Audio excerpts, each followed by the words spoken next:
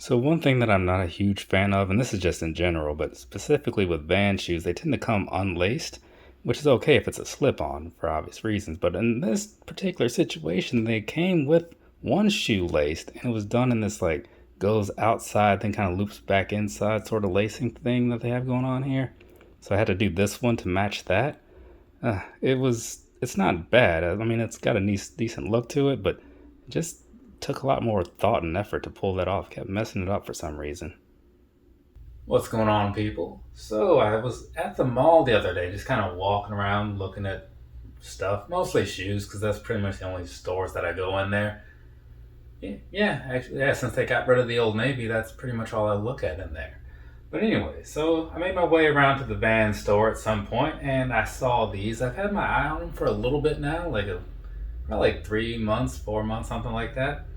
But I didn't want to pay that full price, right? They're only like $70, but I felt like if I waited, I could pay less than that. And that's why we're here, right? Because again, I'm kind of cheap. I know it may not seem like it because I buy a lot of stuff, but I buy a lot of stuff under the normal price, which is why I can buy a lot of stuff, right? Anyways, so according to the side of the box, this is a Vans Old Skool, right? And what it doesn't say on the side of the box is that this is nicknamed the Pig Suede. Where exactly that name comes from, I'm not completely sure, but I mean, I get where the suede part comes in, but I don't think pigs are made of suede. I don't really, or suede is not made from pigs, but either way, I don't know. If you have some kind of insight, go ahead and let me know. That's always welcome. Down there in the comments is where you do that. Anyways, let's go ahead and break these things down, do a little shoe review and whatnot, and talk about this right here, the Vans Old Skool Pig Suede in the olive colorway. Pretty simple name and all that stuff because there's not really a whole lot going on here, so shouldn't really take too long to do this review now, should it? Now here's the thing. I was kind of saying before that I got these under retail or whatever. Not by a lot. It came out to like $57 after like some kind of discount and then some kind of taxes. But still, I took it as a win, right? And they're still super available. So if you like what you see here, go ahead, head on over to the Vans store or Vans.com, wherever, and you should be able to get yourself a pair. But I'll talk about them real quick so you can see if you actually do like them or not, because you might not. Down there across the bottom, right? That's pretty much your typical Vans outsole. It's nothing too crazy about it. It's like kind of sticky, as they say it's because it's a skating type shoe, and that's supposed to help with like if you're skating, like skateboarding. If there's truth to that, I don't know. It's just a thing I heard, so I pass it on once in a while. Up here on the midsole here, it's pretty much your standard stuff, like just that big white plasticky type of feel, nothing great in my opinion. And especially when you come around to the back where you have that Vans logo back there, I really just don't like the way they do that. It just looks tacky to me. But I try not to let things bother me that I can't see.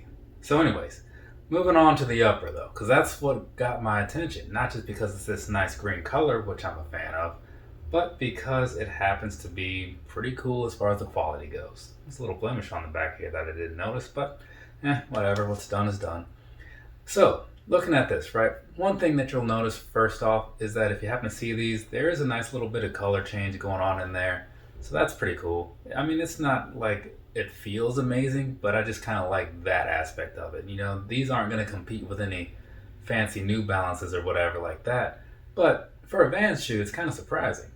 So anyways, you basically have that olive suede all over the shoe. So going down from the toe box all the way back to the midsection and all the way back to the very back, you're basically just looking at that all across the shoe, so there's not a whole lot to say. The only part where it switches up just a little bit is you do have some white stitching here, in the normal areas where you would have the stitching. So that's down here around the side of the foot area. You got it on the back here where it makes kind of like the heel cup type section. Up here right under the laces, in the normal places, right? And then also one of the standard things that you find on a Vans shoe, you do have this stripe here, which apparently originally was nicknamed the jazz stripe. But either way, you got the side stripe here, and that's in a bit of a leather kind of material. I'm not going to say it's like amazing leather or whatever, but it doesn't feel bad. Maybe that's where the pig part comes in for the name. I don't know. But either way, you got a nice little leather strip going on right there on the side. So that's pretty much the only place where you're not going to find the suede. And then up here, well, I guess with the laces too, because the laces aren't suede either. But either way, so up here with the lacing, you have like this, like I said, you got the white stitching down here on the siding, and then the laces are just your standard olive. Nothing fancy about those, but it's a Vans shoe. I mean, you shouldn't really expect anything fancy. If you do, that's your own fault for being, foolish, for lack of a better word to use. Anyways, so you got those standard laces down there, and then at the top of the tongue, sometimes you have something, sometimes you don't. This time you don't. Though on the back, you do have this nice little, what does that say, HEIQ Eco Dry. So the whole thing about that, and I just read this off the other one, that one right there. Apparently this is made of some kind of fancy Swiss technology where if you get water on there, it's supposed to just roll right off. I mean, does anybody want to see that demonstrated? I mean, I'll consider it. Okay, so for the one person that may have asked to see how this is going to work out, well, we're going to find out together, people. Get some water going here. And, oh, sure enough, let me turn that off. Get a little, yeah, okay.